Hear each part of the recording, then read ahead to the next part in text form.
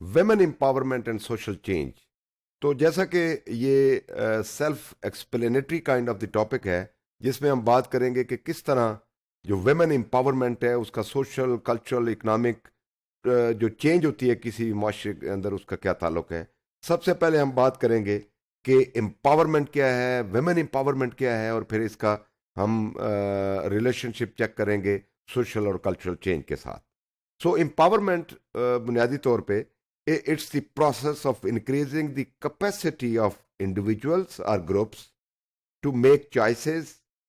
and to transform those choices into desired actions and outcomes. Simple मकसद इसका यह है कि एम्पावरमेंट किसी ऐसे प्रोसेस का नाम है जिसमें इंडिविजुअल्स की या ग्रुप्स की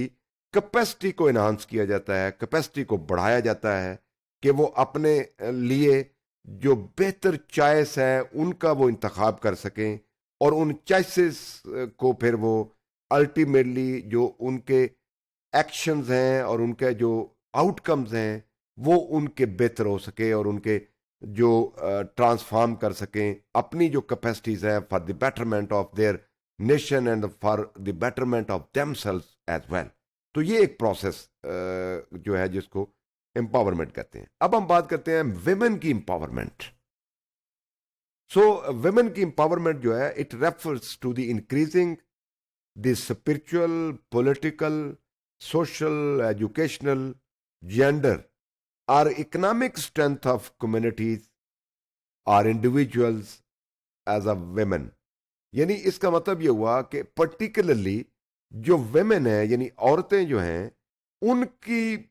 जो एबिलिटीज हैं वो स्पिरिचुअल हो, वो पॉलिटिकल हो, वो सोशल हो, वो एजुकेशनल कॉन्टेक्स्ट में हो, उनको अपलिफ्ट करना, उनको इंक्रीज करना, उनको इनहांस करना, उनके लिए मौके प्रोवाइड करना सिर्फ औरतों के लिए, ताकि वो अपना फुल्ली जो उनकी इन बॉर्न ह्यूमन पोटेंशियल है उनको वो यूटिलाइज कर सकें और मुआशरे के अंदर जो भी उनके डिजायर्ड एक्शंस हैं, उनके गोल्स हैं, वो उनको अचीव कर सकें। अब हम बात करते हैं ओवरऑल डिफरेंट जो सोसाइटीज हैं ऑल ओवर द वर्ल्ड अगर हम देखें तो उसमें वेमेन एम्पावरमेंट के आगे बहुत सारी ऑब्स्टिकल्स हैं, हर्डल्स हैं या रुकावटें हैं, या लोगों के different kind of mind set हैं, उनके प्रॉब्लम हैं। उनको हम एक एक करके डिस्कस करते हैं कि वो क्या प्रॉब्लम है जो वेमेन एम्पावरमेंट को रोकते हैं। Number one, that is gender discrimination. Gender discrimination का मतलब है कि on the basis of the gender कि ये औरत है, ये मर्द है,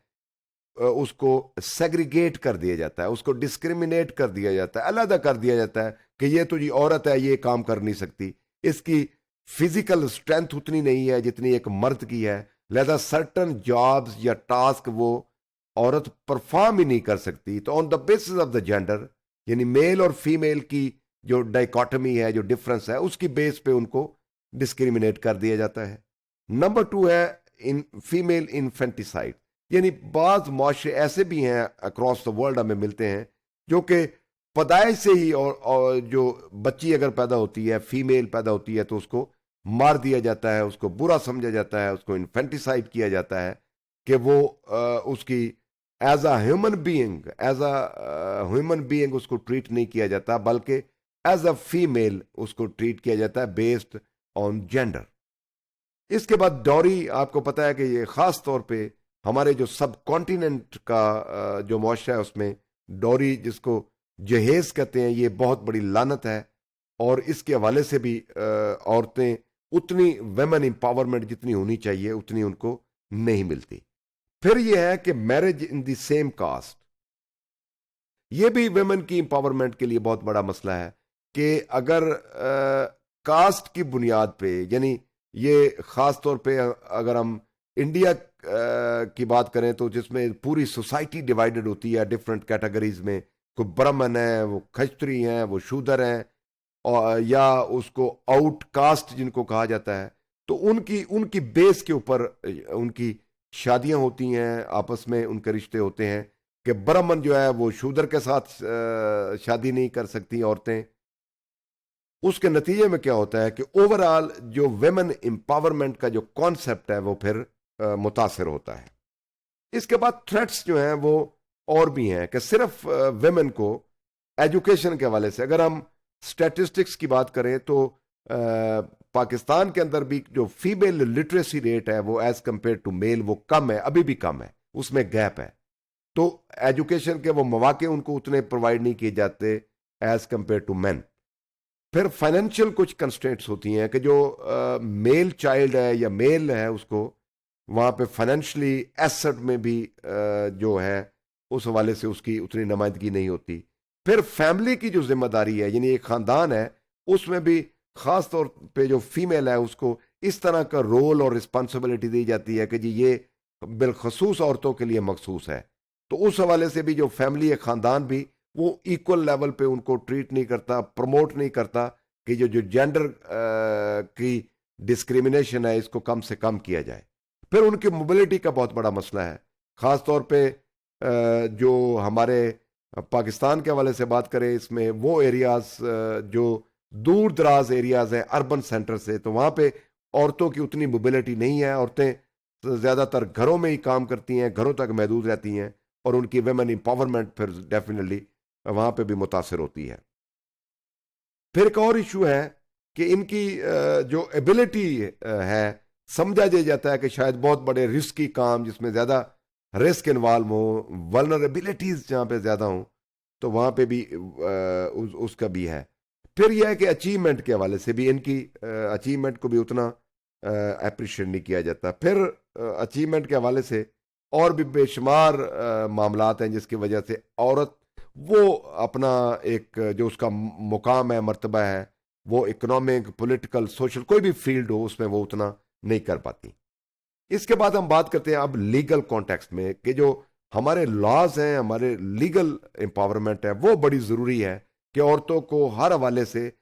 तमाम तर जो कवानीन है उसको इस तरह अंदाज में बनाया जाए कि वो उनको लीगल यानी कानूनी पूरी तरह एम्पावरमेंट किया जाए कि औरत जो है वो किसी भी हवाले से कानूनी लिहाज से वो कमतर ना समझी जाए। फिर यह पॉलिटिकल एम्पावरमेंट। पॉलिटिकल एम्पावरमेंट का मतलब यह है कि जो भी पॉलिटिकल प्रोसेस होता है जिसमें वोटिंग से लेके इलेक्शन तक और रिप्रेजेंटेशन तक, वो फेडरल लेवल हो, यूनियन काउंसिल लेवल हो, तमाम टीयर्स जो एडमिनिस्ट्रेशन के हैं या पॉलिटिकल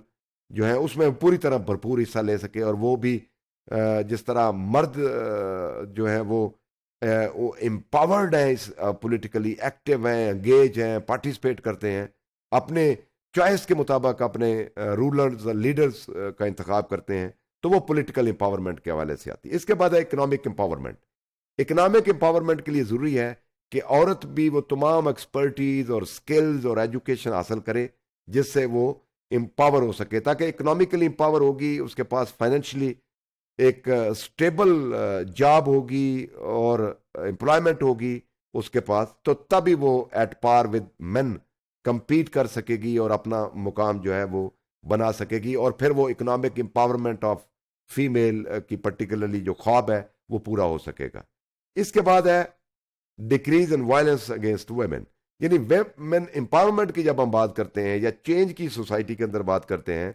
तो औरत का जो डोमेस्टिक वायलेंस है वो बहुत बड़ा एक इशू है। बिलखसूस जो देहाती इलाके हैं वहाँ पे भी और अर्बन में भी बहुत सारे एरियाज हैं जहाँ पे औरत को डिफरेंट